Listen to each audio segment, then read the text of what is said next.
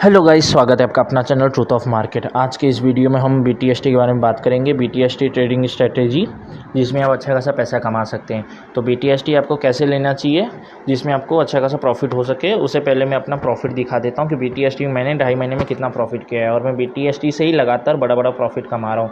उसमें ज़रूरी नहीं आपको बड़ा प्रॉफिट ही मिले। जैसे मैंने अडानी एंटरटेनमेंट में 300 लिया, फिर HCL में 165 लिया, और फिर LT में मैंने एक बार भी LT में 195 और बैंक निफ्टी के CE में 192, हैवेल्स में 175, वैसे 272 का टोटल प्रॉफिट। या मुज्जा सीमेंट में एक बार मेरे को बड़ा प्रॉफिट हुआ 1900 रुपीज़ के आसपास। और फिर एक बार HCL में मेरे को ज़बरदस्त प्रॉफिट हुआ BTST में। और फिर कल जो जाइडस लाइफ साइंस में जो लिया था उसमें 16,000 का हुआ। लेकिन ज़रूरी नहीं है आपको इतना बड़ा प्रॉफिट हो, उसके पीछे बहुत कुछ हम लोग को देखना पड़ता है। और मिनिमम प्रॉफिट आपको कितना लेना है कंस्टेंटली प्रॉफिट करने के लिए, आपको मिनिमम 500 से 1800 तक का आपको प्रॉफिट लेना पड़ता है। अब इसमें पहला नियम, इसके कुछ नियम है जो हम लोग को मानने पड़ते हैं। पहला नियम, अगर आपको इंट्राडे में 300 या 500 रुपीज़ का प्रॉफिट दिखा रहा हो, डे मतलब कि जब आप लेते हैं डे एंड होने के पहले तब आपको इसमें एग्ज़िट कर देना है, क्योंकि 300 और 500 रुपये का प्रॉफिट बहुत होता है BTST में। ज़रूरी नहीं कि वो ऊपर में खुले, हो सकता है वो डाउन खुल जाए, तो इसलिए बहुत होता है 300 से 500 रुपीज़। और आप उससे रेगुलर प्रॉफिट करेंगे उसमें आपको बड़ा लॉस होने का चांसेस बहुत कम हो जाएगा उससे। पहला चीज़ तो ये है। दूसरा नियम इसमें ये है, आपको 315 के बाद ही आपको लेना है BTST। 315 के पहले लेने से आपको उसमें बड़ा लॉस होने के चांसेस रह सकते हैं। क्यों? क्योंकि अगर आप समझ लीजिए बाइंग साइड में है और आपने 3 PM पर ही CE ले लिया किसी स्टॉक का, और 3 PM के बाद क्या होता है, मूव जो है ना काफ़ी वॉलेटाइल हो जाता है। कभी वो अगर वो एकदम ऊपर जा रहा है तो एक झटके में उसमें बाइंग जो है ना सेलिंग में बदल जाएगी और उससे आपको बड़ा झटका लग सकता है। 3-15 तक आते आते वो स्टॉक अच्छा खासा डाउन आ सकता है और उसमें आपको ज़बरदस्त लॉस इंट्राडे में ही हो जाएगा। इसलिए जब भी इंट्राडे में आप BTST लेना हो तो आप 3 PM के बाद ही लेंगे। 3 PM के पहले आप BTST नहीं ले सकते। और तीसरा नियम ये है, आपको हाई वॉलेटाइल स्टॉक में लेना जो एक तरफा मूव दिखा रहा हो। मतलब उसको लास्ट की दोनों कैंडल जो है वो डे हाई के आसपास ही होनी चाहिए, और उसके लास्ट की जो 2 कैंडल है वो 15 मिनट की दो कैंडल रहेगी, वो ग्रीन में ही क्लोज होनी चाहिए। अगर वो दोनों रेड में क्लोज हो गई, तो अगर वो दोनों कैंडल रेड में रही तो आपका लॉस होने के चांसेस इसमें बहुत ज़्यादा हाई हो जाएंगे। अब इसमें मैं आपको दिखा देता हूँ जाइडस लाइफ साइंस का मैंने जो इसको लिया था BTST में। ये देखिए 5% का अपर सर्किट में खुला। मैं इसको लिया था यहाँ पर क्योंकि ये डे हाई को ब्रेक कर दिया था। लास्ट आवर में इसने डे हाई को ब्रेक किया और लास्ट की 2 कैंडल जो है वो भी डे हाई को ब्रेक करके ये इसके 3 बजे का जो कैंडल जो था 3 से 3:15 का कैंडल, वो डे हाई को ब्रेक करके एक डोजी में बंद हो। सेकंड कैंडल इसका ग्रीन में बना। जब इसका सेकंड कैंडल जब ग्रीन में बनने लगा तब मैं यहाँ पर एक CE लिया। इसलिए मैं यहाँ पर एक CE लिया जिसमें मेरे को एक अच्छा खासा प्रॉफिट होता हुआ दिखा। मैंने इसमें बहुत कुछ देखा था। मैं पहले बता दूँ, पहले इसका रिज़ल्ट आने वाला था। दूसरे इसमें एक न्यूज़ थी US FDA की। इससे जो है ये स्टॉक काफ़ी ज़्यादा पॉजिटिव हो गया था और मेरे को गैप अप अच्छा खासा मिला, इसलिए इसमें मेरे को 16,000 का मेरे को कल इसमें प्रॉफिट हुआ। और ऐसे ही आपको इसी टाइप से कुछ रिसर्च करना होगा। आप जब भी किसी भी स्टॉक को लें तो ये देखें कि वो ऐसे 2 कैंडल लगातार ना बने। मतलब ये डे हाई लगा दिया, डे हाई लगाने के बाद इसमें लगातार ये फॉल ना दिखा दे, लगातार ये रेड कैंडल ना दिखा दे। अगर ये रेड कैंडल दिखाता है तो चांसेस यही हो जाते हैं कि यहाँ पर या तो ये फ्लैट खुलेगा या हल्का सा डाउन खुलेगा, और हल्का सा डाउन खुलते आपका प्रीमियम ज़बरदस्त टूटेगा। अब आती है, आप इसमें SL किस टाइप से लगा सकते हैं। SL आपका इस टाइप से होगा, अगर आप ऐसे किसी भी स्टॉक में घुस जाते गलती से तो आपको ये ज़रूर देखना है कि लास्ट का 2 कैंडल उसके ग्रीन ही बन रहा हो। लास्ट के अगर 2 कैंडल ग्रीन बनते हैं तो चांसेस रहता है फ्लैट खुले या हल्का सा डाउन है, ज़्यादा बड़ा गैप डाउन नहीं खुलेगा। अगर आप बाइंग साइड में है किसी स्टॉक में गैप अप हो सकता है, और लेकिन वो उतना ज़्यादा ज़रूरी नहीं कि आपके डायरेक्शन में खुले। तो आपको लास्ट में ये कन्फर्मेशन ज़रूर देखना है कि वो जो स्टॉक है वो लास्ट में 2 कैंडल ग्रीन में बनाया है। उससे क्या होगा, अगर वो डाउन भी खुलता है तो वो ज़्यादा से ज़्यादा 5 या 6 पॉइंट डाउन खुलेगा, उससे ज़्यादा बड़ा डाउन नहीं खुलेगा। उससे आपका प्रीमियम भी जो है ना, हो सकता है अगर आपने 90 मिनट बाई किया है तो वो 16 या 18 के आसपास ही ओपन होगा। उससे आपको बड़ा लॉस नहीं लगेगा, उससे आपका मनी सेफ रहेगा। ज़्यादा से ज़्यादा 1000 से 2000 तक का लॉस लगेगा। अगर आप इसमें 18,000 इन्वेस्ट करते हो तो 1000 से 2000, अगर 5000 इन्वेस्ट करते हैं तो ज़्यादा से ज़्यादा 500 से 700 रुपया आपका लॉस हो सकते हैं। ये SL टाइप में इस प्रकार से इसमें SL लगाया जाता है। और दूसरा, इसमें बड़े टारगेट के लिए आपको ज़बरदस्त वॉलीटिलिटी वाला स्टॉक चाहिए, जैसे जाइडस हो गया, औरोबिंदो फार्मा, इसने 32 पॉइंट का दिखाया है। ये वो स्टॉक्स मैं आपको दिखा रहा हूँ BTST के लिए जो पर्सनली मैं यूज़ करता हूँ, और इनमें ऐसा नहीं है कि मेरे को लगातार प्रॉफिट हुआ, थोड़ा बहुत लॉस हुआ, लेकिन मैक्सिमम टाइम जो इसमें मेरे को प्रॉफिट दिया, इस जितने भी स्टॉक्स है ये, अब इसको धीरे धीरे आप इसको रिकॉर्ड कर सकते हैं। BHEL हो गया, BPCL हो गया, ARCTC हो गया, LTIM, LTTS, LT तो मेरा बहुत फेमस है। LT तो मेरे लिए जो है ना बहुत लकी साबित हुआ है। LT में मेरा ज़बरदस्त पैसा बनता है। वैसे तो जाइडस लाइफ साइंस में सबसे बड़ा बना, लेकिन रेगुलर में मेरा LT में पैसा बनता है। HCL तो बता दें, HCL में तो ऐसा एक ट्रेड भी नहीं गया जो मेरा लॉस हुआ। HCL में लगातार मेरे को स्ट्रेट प्रॉफिट दिया। HCL में ज़बरदस्त मेरे को प्रॉफिट हुआ है और लगातार हुआ है, कंस्टेंटली हुआ है। ये स्टॉक जिस डायरेक्शन में आपको दिखाते हैं उसी डायरेक्शन में खुलता है।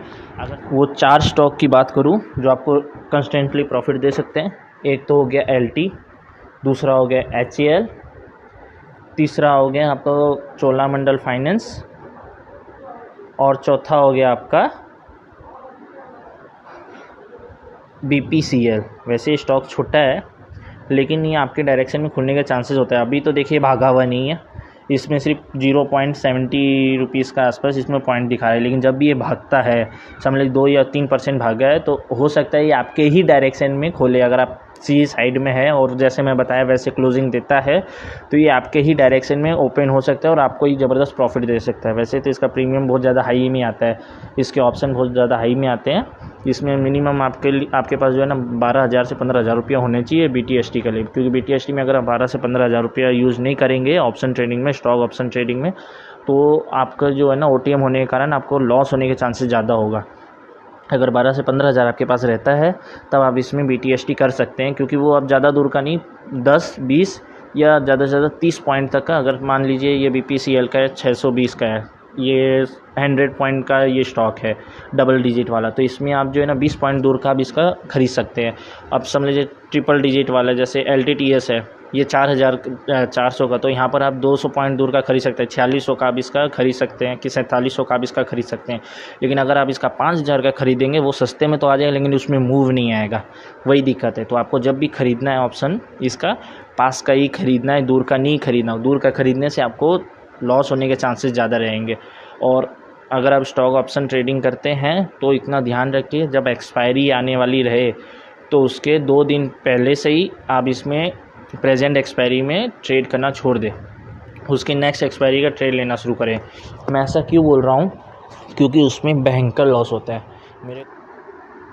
तो आपको प्रेजेंट एक्सपायरी में ट्रेड नहीं करना है। प्रेजेंट एक्सपायरी में ट्रेड करने से 2 या 3 दिन अगर बाकी रहते हैं एक्सपायरी होने में, तो आप उसको में ज़बरदस्त आपको लॉस लग सकता है। क्योंकि अगर गलती से भी वो फ्लैट भी खुल जाए तो भी प्रीमियम जो है ना 4 से 5 रुपये डाउन होता है, और उसका एक प्रीमियम का जो रेट होता है 1 पॉइंट का रेट होता है 900 रुपया होता है, कोई का 300 होता है, मिनिमम 300 होता है, 300 से 150, लेकिन नॉर्मली 500 से 1900 तक का होता है।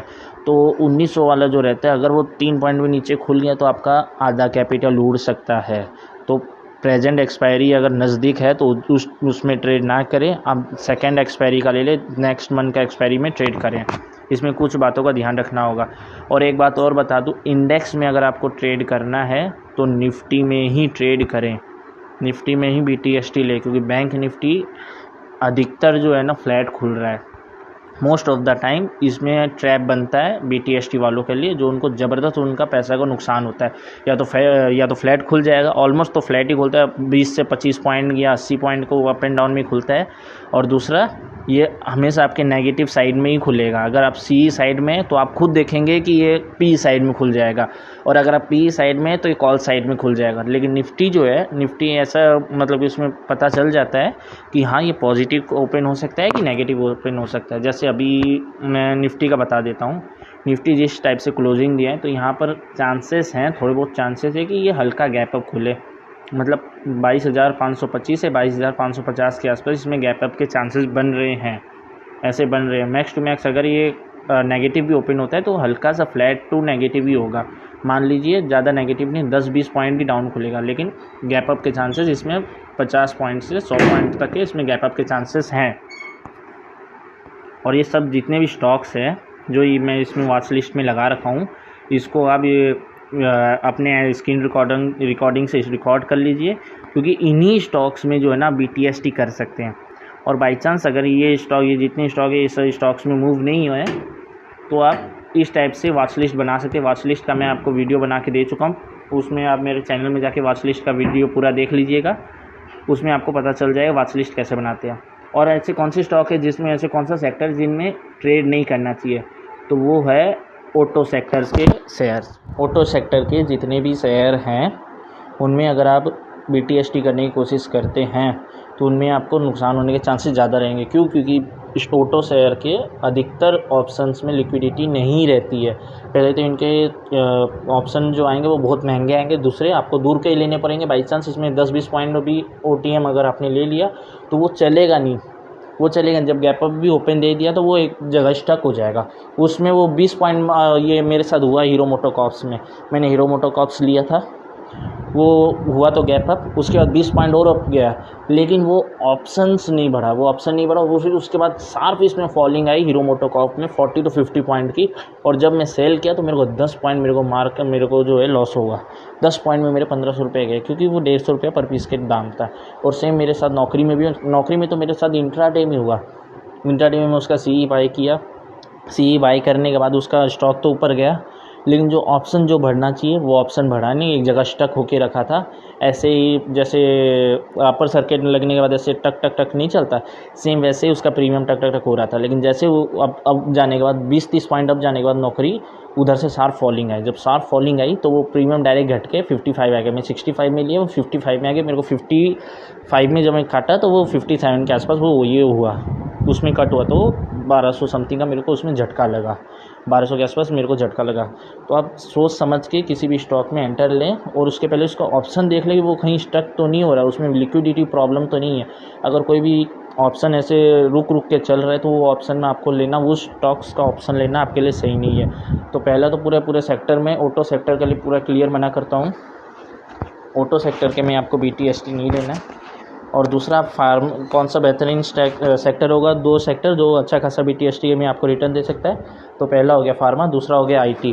और फार्मा IT में भी जो है आपको नौकरी में नहीं करना है, नौकरी और विप्रो और ITI SCL ये सब जो है इन्फोसिस में, ये सब में आपको नहीं करना है, ये सब में आपको नहीं करना है। आप TCS में कर सकते हैं, LTI में कर सकते हैं, टेक महिंद्रा, एम्फेसिस, पॉलीकैब में आपको नहीं करना है, पॉलीमेड में नहीं करना है, LTTS में कर सकते हैं आप। और फार्मा की अगर बात करें तो इंडिया में नहीं करना है, डेविस लैब ये सब में नहीं करना है। औरो फार्मा अपोलो हॉस्पिटल में कर सकते हैं, Torrent pharma, CRISIL, Zydus life, NOCIL और सन फार्मा को तो नहीं है, डॉक्टर लाल पाथ लैब में आप कर सकते हैं। तो बस यही कुछ थे BTST के नियम। और एक बात बता दूं, अडानी के जितने स्टॉक्स हैं उसमें आपको BTST नहीं करना है। हो सकता है आपको एक बार इसमें बड़ा प्रॉफिट हो जाए, लेकिन अगर उसमें आपको चस्का लग जाएगा एक बार बड़ा प्रॉफिट होने के बाद, लेकिन फिर ये बड़ा लॉस भी दे सकता है। क्योंकि ये कई बार जो है ना, हमने समझ लीजिए, हमने सोचा कि ये BTST में बहुत बड़ा गैप अप खुलेगा, हमने ले लिया, लेकिन उसका उल्टा हो गया। हमारा पूरा का पूरा प्रीमियम ही जो है 60 रुपीज़ का प्रीमियम 10 रुपये में आके खड़ा हो गया। तो बड़ा लॉस लग सकता है इसमें। मेरा देखा, मैं इसमें पेपर ट्रेड में मैं इसमें ट्राई किया हूँ ये स्टॉक को। ये स्टॉक किसी के लिए अच्छा नहीं है, इंट्राडे के लिए अच्छा नहीं है, इन्वेस्टमेंट के लिए अच्छा नहीं है, FNO के लिए अच्छा नहीं है, BTST के लिए भी अच्छा नहीं है। अडानी के सारे स्टॉक्स के लिए मैं मना करता हूँ, BTST के लिए ना ले। ये इंट्राडे के लिए भी अच्छा नहीं है, ना इन्वेस्टमेंट के लिए अच्छा, इतना घटिया स्टॉक्स है। और रिलायंस, ICICI बैंक और इन्फोसिस, ये इतने स्टॉक है, ये भी आप BTST के लिए ना ले। आपको लेना है तो HUL, HDFC और TCS, ये 3 स्टॉक फिर भी आपको चलेगा, आप इनको ले सकते हैं। और बाई चांस अगर आप रिलायंस, ICICI में अगर आप करना चाहते हैं तो इवेंट पे करिए इनके। अगर आपके पास इनसाइड कोई न्यूज़ है तब आप कर सकते हैं, या कोई ऐसी न्यूज़ आया है जिससे आपको लग रहा है कि हाँ ये गैप अप हो सकता है, तब आप लें। ऐसे नॉर्मली ना लें, क्योंकि ये अधिकतर साइड वे खुलते हैं, इनमें आपको प्रॉफिट नहीं होगा। तो ज़रूर बताइएगा हमारा BTST की स्ट्रेटेजी वाला वीडियो कैसा लगा। ऐसी इन्फॉर्मेटिव एनालिसिस के लिए हमारे चैनल को लाइक एंड सब्सक्राइब करें। Thanks for watching.